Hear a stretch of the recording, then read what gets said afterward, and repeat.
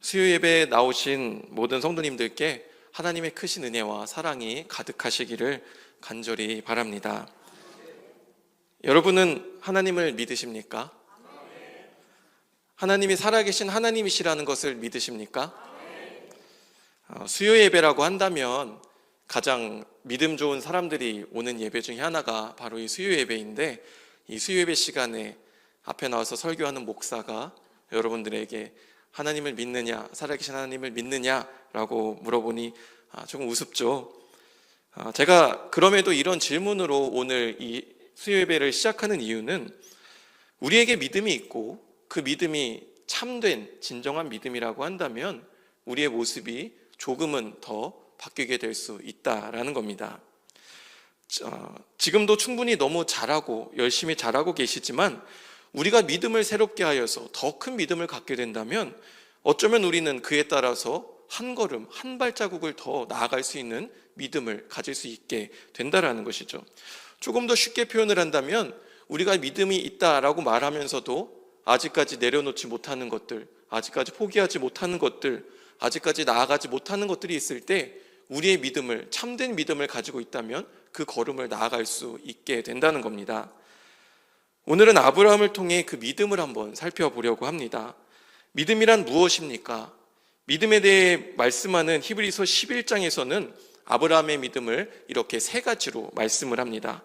히브리서 11장 8절에 믿음으로 아브라함은 부르심을 받았을 때 순종하여 장래의 유업으로 받을 땅에 나아갈새 갈 바를 알지 못하고 나아갔으며, 11장 9절에 믿음으로 그가 이방의 땅에 있는 것 같이 약속의 땅에 거류하여 동일한 약속을 유업으로 함께 받은 이삭 및 야곱과 더불어 장막에 거하였으니, 또 17절에 아브라함은 시험을 받을 때 믿음으로 이삭을 드렸으니 그는 약속을 받은 자로 돼 그 외아들을 드렸느니라. 즉 아브라함은 믿음으로 갈 곳을 알지 못한 채 나아갔고 이방의 땅에, 약속의 땅에 거류했으며 이삭을 드렸다라는 겁니다. 성경에서는 아브라함의 이런 행동을 가리켜서 믿음이라고 표현을 합니다. 아브라함은 이 세 가지를 행함으로써 하나님 앞에, 그리고 오늘날 우리 앞에서 자신의 믿음을 드러냅니다. 오늘은 아브라함의 이 세 가지 믿음 중에 오늘 본문에 나오는 이삭을 하나님께 바쳤던 내용을 통해 이 아브라함의 믿음에 대해 살펴보려고 합니다. 아브라함은 하나님께 순종하여 믿음으로 갈 바를 알지 못한 채 나아갔고, 믿음으로 이방의 땅에 거류하며 하나님께서 주실 유업을 받았습니다. 그리고 아브라함의 믿음은 오늘 본문으로 이어집니다. 본문에 하나님은 아브라함을 시험하시려고 부르십니다. 하나님께서 사람을 시험하신다는 것은 특별한 이야기는 아닙니다. 사사기 2장 22절에서도 하나님은 이스라엘 백성들이 그들의 조상들처럼 여호와의 도를 지켜 행하나 그렇지 아니하나 시험하시려고 이방 민족들을 속히 쫓아내지 아니하셨다라고 말씀을 하고, 역대하 32장 31절에서도 하나님이 히스기야의 심중에 있는 것을 다 아시고자 시험하셨다라는 말씀이 나옵니다. 종종 하나님은 우리의 믿음을 보시기 위해서 우리가 하나님의 말씀을 지켜 행할지 혹은 그렇지 아니할지를 보시기 위해서 시험을 하십니다. 우리는 그 시험을 통과함으로 더 큰 믿음과 확신을 얻게 되고 하나님께 복을 받기도 합니다. 하나님의 시험 앞에서 우리는 믿음을 가지고 그 시험을 통과해야 합니다. 본문 1절에서도 하나님은 아브라함을 시험하시려고 부르십니다. 내 아들, 내 사랑하는 독자 이삭을 데리고 모리아 땅에 하나님께서 일러주신 한 산에서 이삭을 번제로 드리라. 하나님의 이러한 음성이 들릴 때 그 음성에 순종하여서 믿음으로 행하기는 참 쉽지가 않습니다.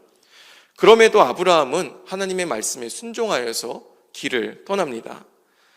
아브라함은 아침에 일찍 일어나 나귀의 안장을 지우고 두 종과 이삭을 데리고 번제에 쓸 나무를 가지고 하나님께서 알려주신 한 산을 향해 나아갑니다. 제3일이 되어 그곳을 멀리 바라보는 곳에 도착하게 되었고, 종들과 나귀는 그곳에 둔 채 이삭에게 번제에 쓸 나무들을 들게 하고 자신은 불과 칼을 손에 들고 하나님께서 알려주신 곳을 향해서 계속 나아갑니다. 그곳에 도착하여 제단을 쌓고 나무를 버려놓고 아들 이삭을 결박하여 제단 나무 위에 놓고 손을 내밀어 칼을 잡고 아들을 잡으려 합니다. 성경은 이렇게 담담하게 이야기들을 쭉 써 내려가고 있지만 아브라함이 우리에게 보여주는 이 믿음은 실로 놀랍다고 할 수 있습니다. 우리 중에 아브라함만큼 온전히 하나님의 말씀에 순종하여서 그 믿음을 지켜 행할 수 있는 사람이 얼마나 되겠습니까? 어느 날 하나님의 음성이 들립니다. 내 아들 독자 이삭을 데리고 모리아 땅의 한 산으로 가서 그를 번제로 드리라. 그런데 하나님께서 말씀하셨던 이 아들 이삭은 그냥 평범하게 어쩌다 우연히 얻은 이삭이 아니라 하나님께서 아브라함에게 약속으로 주셨던 아들입니다. 창세기 21장 12절에는 이렇게 말씀합니다. 이삭에게서 나는 자라야 내 씨라 부를 것임이니라 라고 하나님께서 직접 아브라함에게 약속으로 주셨다는 겁니다. 그가 이전에 몸종 하갈과 낳은 이스마엘과 같은 그런 아들이 아니라 오로지 이 이삭만이 하나님께서 약속하신 아브라함의 아들이라는 겁니다. 아브라함이 75세 때에 하나님의 부르심을 받으며 약속을 받아 25년을 기다려서 얻게 된 그 아들, 하나님께서 약속하여 주신 그 귀한 아들, 그 아들 이삭인데 또 그 아들 이삭을 통해 후손이 땅의 티끌과 같이 하늘의 뭇별과 같이 바닷가의 모래와 같이 번성하게 해주시겠다고 하나님께서 약속하셨는데 그랬던 하나님께서 갑자기 말을 바꿔 그 이삭을 번제물로 드리라 하는 게 말이 됩니까? 번제라는 말은 올라간다라는 단어에서 유래하여 희생제물을 태워드리는 제사를 뜻합니다. 형편에 따라 정성껏 흠없는 짐승을 준비한 뒤에 그 짐승에게 안수하여 이 제사 드리는 사람의 죄를 전가하고 직접 그 제물을 잡아서 피를 뿌린 뒤에 가죽을 벗기고 각을 떠서 불로 완전하게 태워드리는 제사가 바로 이 번제입니다. 그래서 이삭을 번제로 드려야 한다면 아브라함이 직접 자신의 아들 이삭을 죽이고 피를 빼고 각을 떠서 불로 태워 하나님께 드려야 했다는 겁니다. 하나님께서 약속의 씨로 이 이삭을 주셔놓고 그 이삭이 꽃이 피기도 전에 불로 태워서 번제로 하나님께 드려야 한다는 것이 말이 됩니까? 어쩌면 아브라함은 하나님의 이 음성을 들었을 때 하나님께서 그러실 리가 없다며 그 말씀을 못 들은 척 했을 수도 있습니다. 그 외에도 아브라함이 이삭을 바치지 않을 수 있는 기회는 얼마든지 있었습니다. 창세기 22장 4절에 제3일에 아브라함이 눈을 들어 하나님께서 일러주신 곳을 멀리 본 뒤에 창세기 22장 5절에 종들을 그 자리에 두고 이삭과 단 둘이서만 올라갔다라고 나오는데 그렇게 단둘이 이삭과 올라가는 것이 아니라 종들과 함께 제사를 드리러 올라갔다라고 한다면 아브라함이 이삭을 죽이려고 할 때 종들이 이 아브라함을 말려서 두 사람의 힘을 견뎌낼 수 없었던 아브라함은 자신이 바치려고 했는데도 부득이하게 바치지 못했다라고 하나님께 핑계를 댈 수도 있었을 겁니다. 그 뒤 아브라함은 이삭에게 번제할 나무를 지고 가게 하고 자신은 손에 칼과 불을 들고 가는데 반대로 자신이 그 무거운 나무를 들고 가고 이삭에게 조금 더 가벼운 칼과 불을 들게 했다고 한다면 조금 더 이 이삭이 도망가는 데 도움을 줬을 수도 있을 겁니다.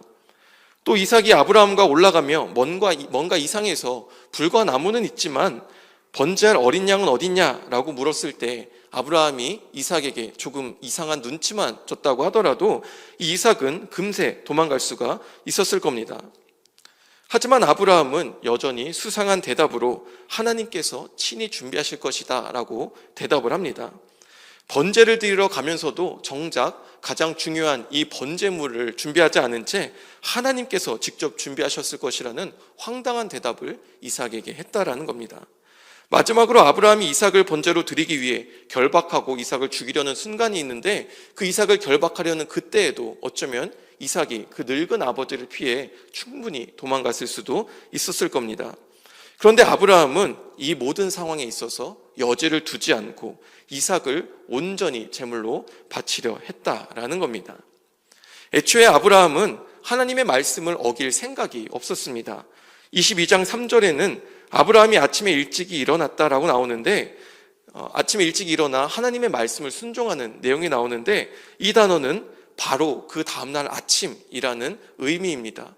그래서 하나님의 말씀이 들리자마자 그 다음날 바로 아침에 일찍이 이삭을 하나님께 드리기 위해서 길을 떠났다라는 겁니다. 아브라함이 이삭을 제물로 바치려고 결박하고 칼로 잡으려고 했던 것도 대충 눈치를 보면서 신용만 하려고 했던 것이 아닙니다. 아브라함은 아마도 진심으로 이 이삭을 죽여 하나님께 번제물로 바치려고 했을 겁니다. 그래서 이 상황을 보시던 하나님은 급하게 아브라함을 2번이나 부르시며 그 아이에게 내 손을 대지 말라, 그에게 아무 일도 하지 말라며 창세기 22장 11절과 12절에 2번이나 말씀을 하십니다. 아브라함은 진심으로 이 아들 이삭을 바치려 했다라는 것이죠. 우리는 아브라함의 이런 모습을 보면서 과연 믿음이란 무엇인가에 대해서 다시 한번 생각을 해보게 됩니다. 아브라함은 하나님의 말씀에 조금도 지체하지 않고 조금의 여지도 두지 않고 온전히 순종하여 자신의 가장 귀한 독자 이삭까지도 아끼지 않고 하나님께 바치려 했습니다. 그것이 바로 아브라함이 오늘 우리에게 보여주는 믿음입니다. 우리는 아브라함의 이런 모습을 보면서 한번 고민을 해보게 되죠. 우리에게도 이런 믿음이 있습니까? 우리는 지금 내 정도의 믿음이면 충분하다라고 자신 있게 말을 할 수 있을까요? 하나님께서 사순절 특별 새벽 기도회를 하는 우리에게 나타나셔서 이 기도 중에, 환상 중에 나타나서 말씀을 하시는 겁니다. 너가 가장 사랑하는 그 사람, 너가 가장 사랑하는 그 물건, 그 지역, 그 어떤 것을 나에게 바쳐라 라고 하나님께서 말씀하신다면 여러분들 그 기도가 끝나자마자 아멘 순종하시면서 그것들을 바치실 수 있으시겠습니까? 그렇기에 우리는 이런 믿음이 아직은 적기에 아직은 우리에게 아브라함처럼 믿음으로 나아갈 한 걸음, 한 발자국이 남아 있습니다. 우리 모두가 그 믿음의 걸음을 나아가 아브라함과 같은 믿음을 갖게 되기를 간절히 바랍니다. 날마다 우리의 믿음이 자라나서 아브라함과 같은 믿음으로 온전히 하나님께 우리의 모든 것을 믿음으로 드리는 우리 모두가 되기를 간절히 바랍니다. 아브라함은 그의 일생에서 오늘 본문의 말씀으로 믿음의 절정을 보여주며 그의 이야기는 점차 성경의 뒤안길로 사라집니다. 우리는 아브라함의 이런 일생을 보며 특히나 본문에서 이삭을 바쳤던 이 아브라함의 믿음을 보며 많은 도전을 받게 됩니다. 아브라함은 믿음의 조상이라는 그 별명답게 우리에게 놀라운 믿음을 보여주고 있기 때문입니다. 아브라함은 어떻게 이런 놀라운 믿음을 가질 수 있었을까요?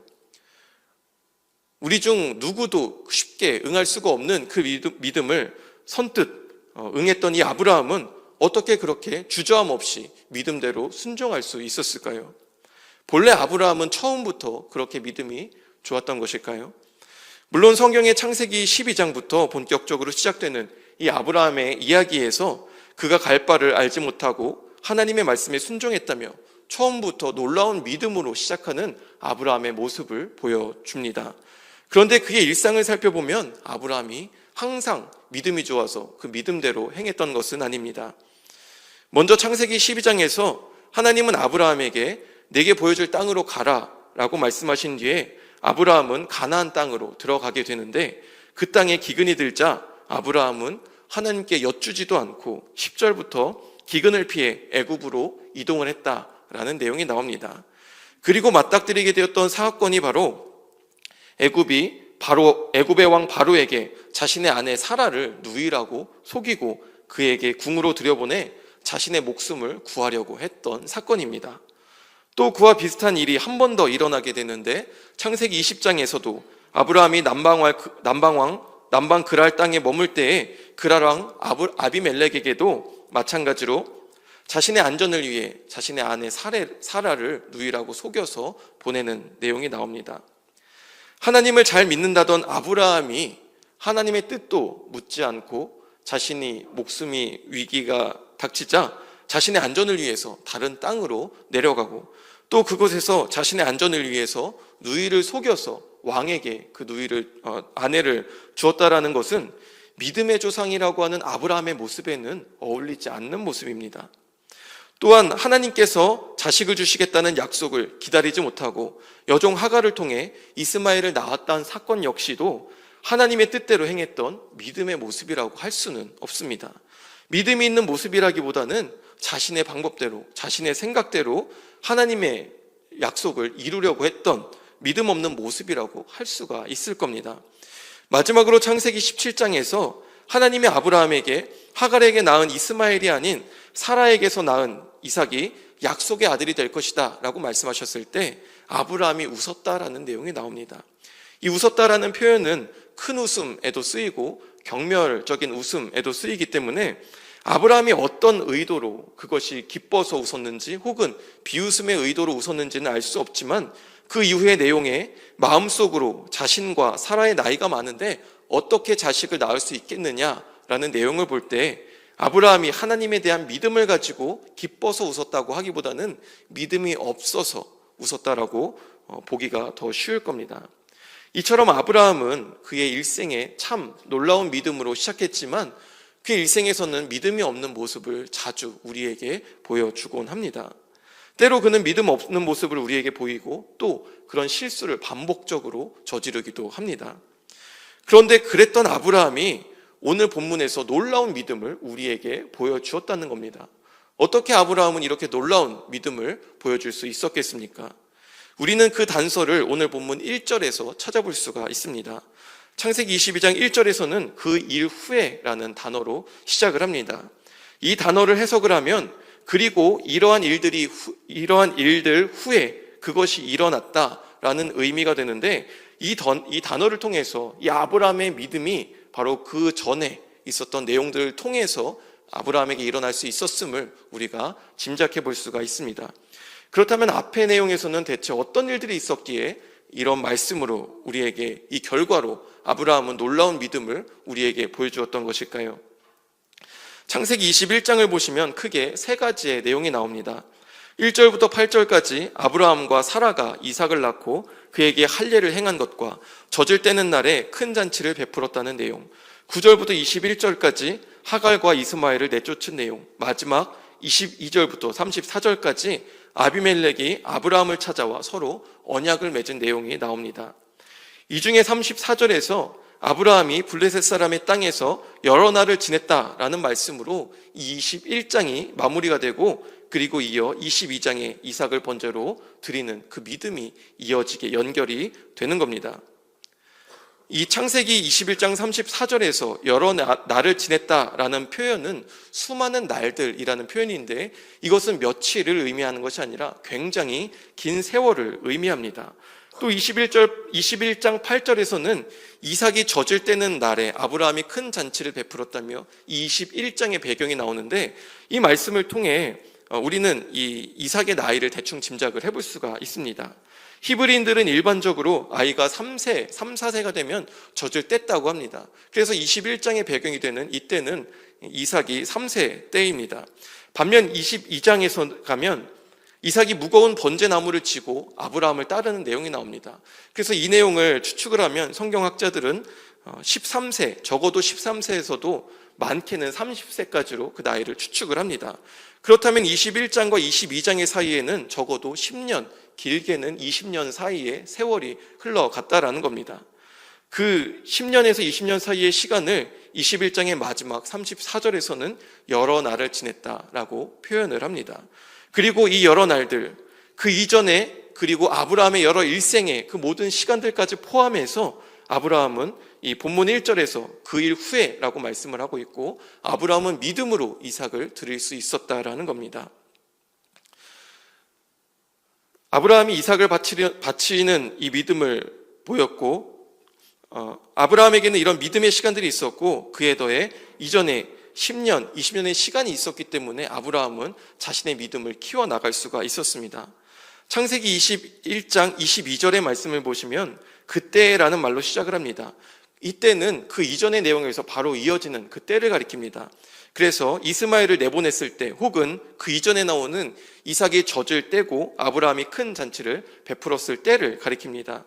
그때에 그랄왕 아비멜렉과 그 군대 장관 비골이 함께 아브라함에게 와서 너는 나와 내 아들과 내 손자에게 거짓되이 행하지 아니하기를 이제 여기서 하나님을 가리켜 맹세하라 라고 말을 합니다. 앞의 내용 창세기 20장의 말씀을 보시면 아비멜렉은 아브라함이 그랄 땅으로 이주해 왔을 때 그의 아내를 누이로 잘못 알고 데리고 갔다가 하나님이 꿈에 나타나셔서 아비멜렉이 범죄하는 것을 막으시고는 아브라함에게 기도하게 하여 그 속한 자가 다 죽지 않게 하라고 아비멜렉에게 말씀하시는 내용이 나옵니다. 이때 아브라함과 아비멜렉은 서로 정리를 하면서 아비멜렉이 아브라함을 비난하기도 하고 아브라함에게 말하기를 내 땅이 내 앞에 있으니 내가 보기에 좋은 대로 거주하라 라며 땅을 주는 내용이 나오기도 합니다. 그랬던 아비멜렉이 이 21장에 가면 이번에는 군대 장관 비골까지 데리고 와서는 자신뿐만 아니라 그 아들과 손자에까지도 거짓되이 행하지 않게 하라는 맹세를 해달라고 요청을 합니다. 거짓되이 행하지 않게 하라는 말은 쉽게 말하면 서로 속이지 말고 동맹을 맺자라는 말입니다. 아비멜렉이 군대 장관까지 대동하고 아브라함을 만났다라는 이야기는 굉장히 진지하고 무겁게 이 맹세를, 이 자리를 생각하고 있다라는 의미입니다.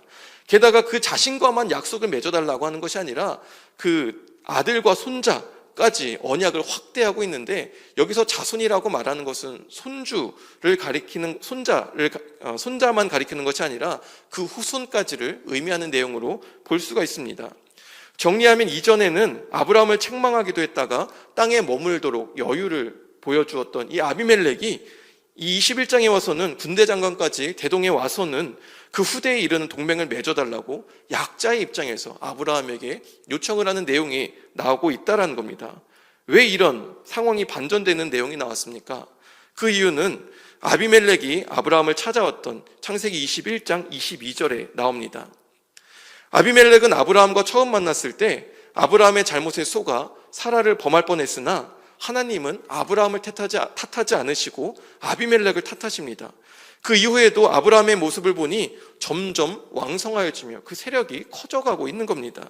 그래서 22절에서 고백하듯이 아비멜렉은 아브라함이 무슨 일을 하든지 하나님께서 아브라함과 함께 해주신다라는 것을 깨달았고, 그 이후의 내용처럼 아브라함과 후대에 이르는 그 언약을 맺기 위해서 자신의 군대 장관인 비골을 데리고 아브라함에게 맹세를 해달라고 찾아왔던 겁니다.